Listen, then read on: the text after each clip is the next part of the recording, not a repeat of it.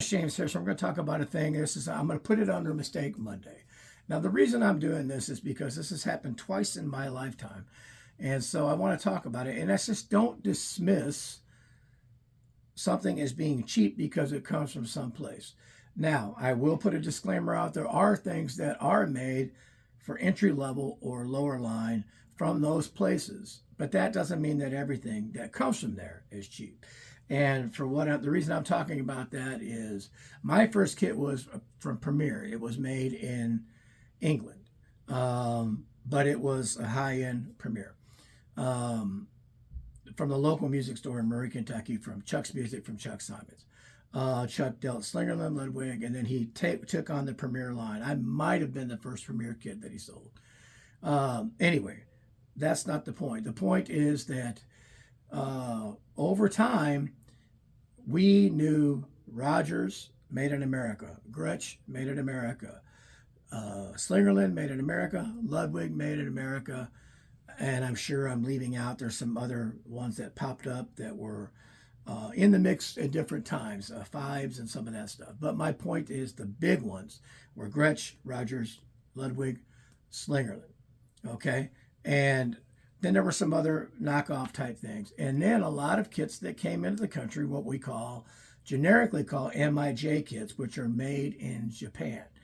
And it was just dismissed as what a lot of times they're called stencil kits, where they would have some lower line kits that were made for music stores or for distributors or whoever. And a lot of times they would just put a badge on it for like CMC or Sunlight or whatever.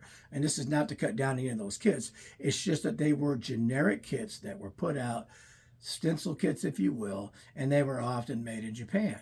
And then the first kit that I noticed that got my attention, I think it was Louis Bellson, was the first person I saw doing it in a picture or something. It was Pearl. And then I saw Ed Shaughnessy on The Tonight Show using Pearl. And then, of course, Peter Criss exploded with Kiss, and it was Pearl. Those were the ones that got me to notice a company that I wasn't super familiar with, and it seemed pretty cool. Pearl was made in Japan.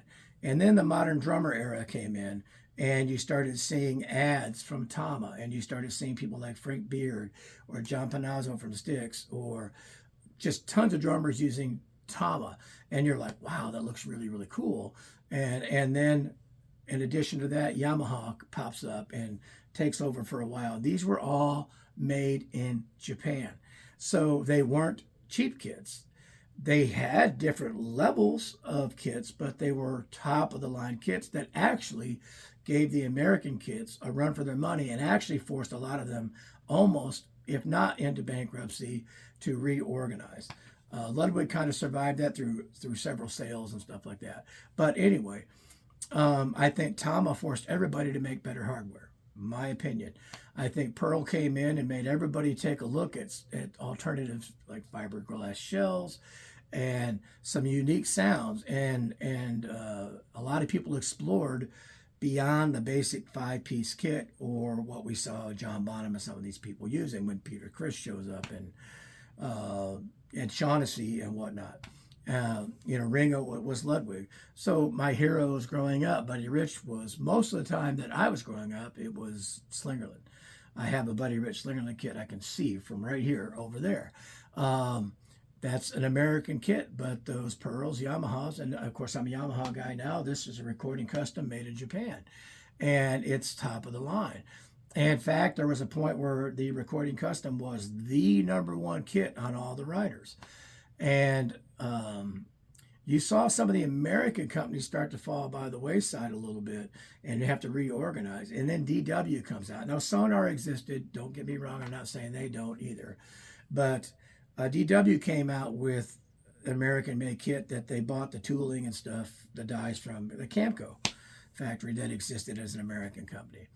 So anyway, my point is there's levels of kits that came out of Japan that were lower line, but then you had all these major companies. Well, eventually all these companies relocated to China to get cheaper labor when the labor force in Japan and the cost of everything rose to a point that it was going to price them out of being competitive. They moved to China, as did almost everything, and a lot of the American companies have done so now. Now, when I say that, so we looked at kits that came from Taiwan, ROC, Republic of China, Hong Kong, or anywhere in China, just as being cheap. They took over what Japan used to be in a lot of our eyes. But then we realized that, okay, Pearl moved there, Yamaha moved there, and left Japan, and Tama. I mean, all these companies, very few of them are making anything in Japan right now. They're typically made in China or Malaysia or the Philippines or whatever.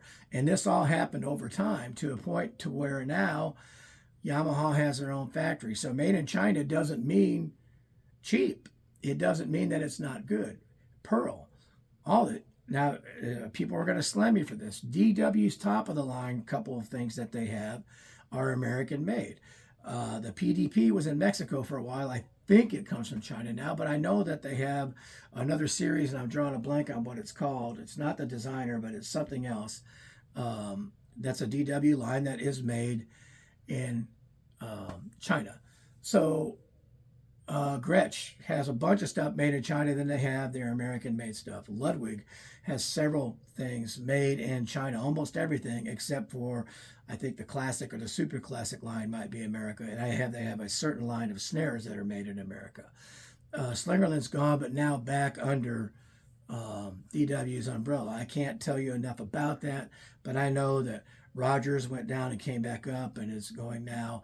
But I'm sure a lot of these companies, even Sonar, which was Germany, has some of their top stuff there, but a lot of the other stuff is made in other countries to get cheaper labor. So to dismiss it like we did growing up, oh, made in Japan was bad, then all of a sudden all the top line kits were made in Japan.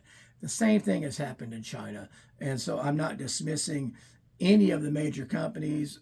I think that the Yamaha, Pearl, Tama, DW, Sonar, Gretsch, and I know I'm going to be leaving out some of the boutique companies and stuff like that. If I didn't say Sonar, I'll say it now. That their top of the line kits, or even to me, their top few lines are outstanding.